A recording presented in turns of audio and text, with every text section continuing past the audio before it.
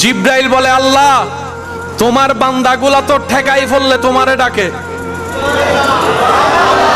কঠিন পরীক্ষার আগের দিন রাত্রে তাহাজ্জুদ পড়ে ডাকে। আল্লাহ আমি জিব্রাইল 24 ঘন্টা তোমারে ডাকি। আল্লাহ আমার ডাক তুমি চাও না, কিন্তু তাদের ডাক তুমি শুনতে চাও। আমি জিব্রাইল সকাল সন্ধ্যা দুপুর বিকাল তোমার নামের জিকির করি, কিন্তু তোমার পক্ষ থেকে কোনো উত্তর পাই না। আর জমিনের ছোট্ট ছোট্ট 3.5 লাখ বান্দার ব্যাপারে তুমি বলছো কোরআনে, ফাজকুরুনি আযকুরুকুম ফাজকুরুনি আযকুরুকুম।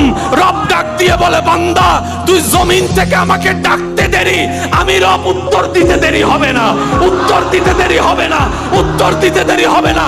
জিব্রাইল বলে, আল্লাহ এত টাকা ডাকলাম তুমি একবার উত্তর দিলা না। মিকাইল বলে, তোমার নামে জিকির করলাম তুমি উত্তর দিলা না। আসমান বলে, তোমারে সিজদা করলাম তুমি একবার খুশি হওয়া দেখলাম না। এই বান্দাগুলোর জন্য তুমি এত খুশি হচ্ছ কেন? বান্দার জিকির শুনে খুশি হচ্ছ কেন?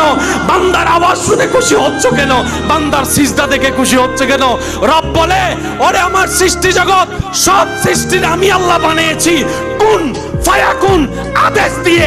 আর এই মানব জাতিকে আমি আল্লাহ বানিয়েছি বিয়াদাইয়া কুদরতি হাত দিয়ে।